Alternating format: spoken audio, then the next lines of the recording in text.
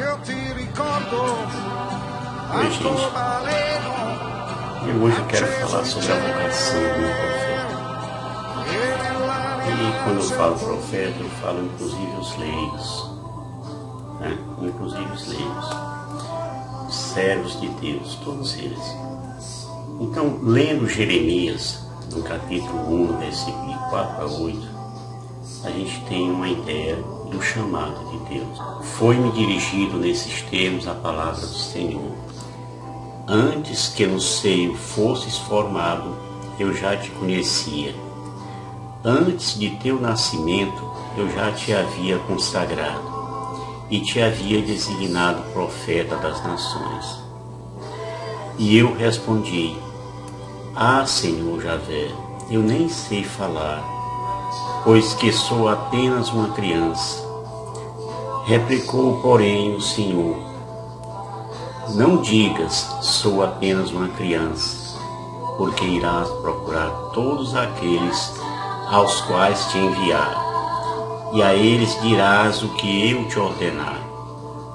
Não deverás temê-los, porque estarei contigo para livrar-te. Oráculo do Senhor. Gente, nós estamos falando de Jeremias, filho de Elcias, né? Ele foi um profeta na cidade de Anatot, que pertencia às terras da tribo de Benjamim. A sua ação como profeta se deu entre 626 a 586 a.C., né? Já desde o seu nascimento Deus já tinha designado ele profeta das nações. Então, o nome Jeremias, ele significa excelência do Senhor.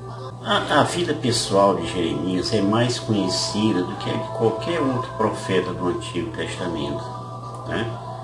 Porque ele deixou passagens marcantes, tanto de seus pensamentos como das suas preocupações e frustrações também. Como disse Deus, ele foi gerado para ter uma missão da qual ele não poderia recusar. Nem que ele tentou, né? Mas Deus, não, Senhor.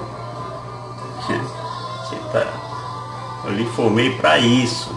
Além do cumprimento penoso da sua missão, ele foi também proibido de casar, né? Que era uma coisa que era quase como uma necessidade naquele tempo. Além de não poder casar, também foi proibido de ter filhos, que também era uma coisa rara nessa época, né? Então, essa determinação de Jeremias serviria para ilustrar a mensagem que Deus lhe confiara. Qual era essa mensagem? Que o julgamento do povo escolhido estava muito próximo e que essa geração dele ali seria exterminada. Agora você imagina um profeta falar isso para os reis da época, né? Já que eles se sentiam tão assim amparados, tão confiantes na proteção de Javé, e eles não aceitavam que o próprio Javé tivesse falado isso através de Jeremias. Então, qual foi a reação dos reis de Judá?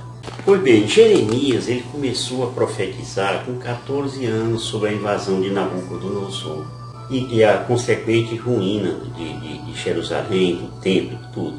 Então ele profetizou durante os reinados de Josias, que foi um rei bom, né? Mas só que Josias teve alguns filhos aí que, meu Deus do céu, terríveis, né? Como Joaquim, né? Que morreria de uma forma miserável, certo? Que não teria nem direito à sepultura. O outro filho foi Jeconias. Jeremias profetizou sobre o cativeiro dele, ou seja, da prisão dele em terra estranha, né? E o outro foi Joacás, e Jeremias profetizou que ele não voltaria nunca mais para a sua pátria. Então, realmente, esses reis queimaram ruim demais. Todas essas profecias enraiveceram eles, como seria natural, vamos ser francos aqui, né?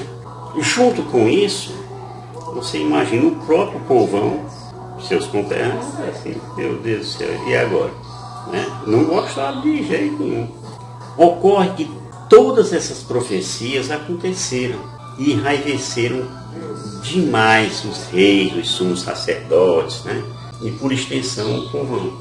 Afinal, eles se achavam assim o povo escolhido, como eu já disse, né, que ninguém faria mal, porque tinha a proteção de Javé. Como é então que um jovem de 14 anos ousaria, né, fazer esse tipo de profecia? Ainda mais dizendo que foi Deus que mandou dizer. É uma dificuldade que até hoje, nos dias de hoje, os servos de Deus têm. Né? Muitas vezes a gente fala uma coisa que a pessoa diz, não, você não tem autoridade para dizer um negócio desse, pelo menos em nome de Deus não tem não. O fato, gente, Jeremias disse para todos eles, olha, vocês devem se render ao exército de Nabucodonosor, lá, a esse exército dos caldeus. Por causa disso, Jeremias foi açoitado, jogado em calabouço, jogado em poço, e outras provações lá que ele passou. Não foi fácil para ele, não. Por isso é que no início lá ele disse, Senhor, meu Deus do céu. Ocorre que mesmo estando preso, ele disse ao seu secretário, que chama Baruque, também tem livro do Baruque no Antigo Testamento, né, que ele fosse até o templo e permanecesse falando das profecias. Isso continuou irritando aquela turma, né?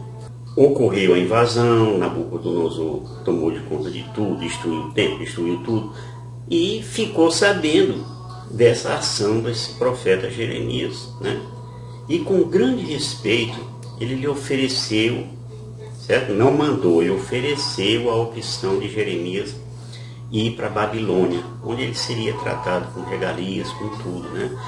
Ocorre que Jeremias preferiu ficar em Jerusalém. Ele não quis as benesses, ele disse, não, o povo ficou aqui, eu quero ficar também. Jeremias representa também um Cristo revelado. Então, por suas ações e atitudes, Jeremias tinha um estilo de vida parecido ao de Jesus Cristo. E por essa razão ele foi considerado um Cristo no Antigo Testamento. Jeremias mostrou compaixão pelo seu povo e chorou por ele. Sofreu muito nas mãos desse mesmo povo, mas o perdoou. Jesus citou algumas passagens de Jeremias como nas suas pregações, que é um exemplo aqui, dá poucos exemplos. Quando a gente pega Jeremias, é por acaso a vossos olhos uma caverna de bandidos esta casa em que meu nome foi invocado? Aí o que Jesus falou, todos nós vamos lembrar. E está escrito, minha casa é uma casa de oração, mas vós fizestes dela um covil de ladrões. Mateus 21:3, né? Jesus pegou um chicote lá, foi lá, parou muita gente lá. Derrubou lá a moeda lá dos cambistas, confusão danada. Uma outra, que Jeremias escreveu já no Antigo Testamento, 600 e tantos anos antes de Cristo.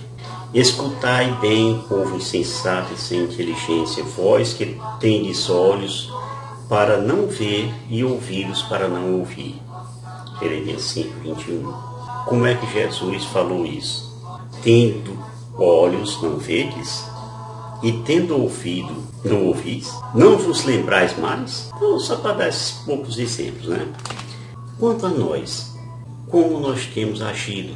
Nós temos sido fiéis ao nosso chamado? Às vezes, irmão, ocorre conosco o mesmo que aconteceu com os reis de Judá. Diz em Jeremias 2:13, né? Porque meu povo cometeu uma dupla perversidade. Abandonou-me a mim, fonte de água viva, para cavar cisternas fendidas que não retêm águas. Nós deixamos de seguir os preceitos de Deus para seguir as veredas que nem mesmo nós conhecemos direito. E a isso Deus chama de dupla perversidade. Muitas vezes nós abandonamos a nossa missão por medo dos reis, né? Os reis são os poderosos de hoje, né? Então, se Deus nos chamou, Deus também nos amparará. Mas Jeremias apanhou um bocado, tal, aquele negócio todo. Mas Deus deu a ele honra. Procure a honra dada por Deus. É melhor do que ter a honra dada pelos homens. Não é isso? Tá bom? Shalom do Pai.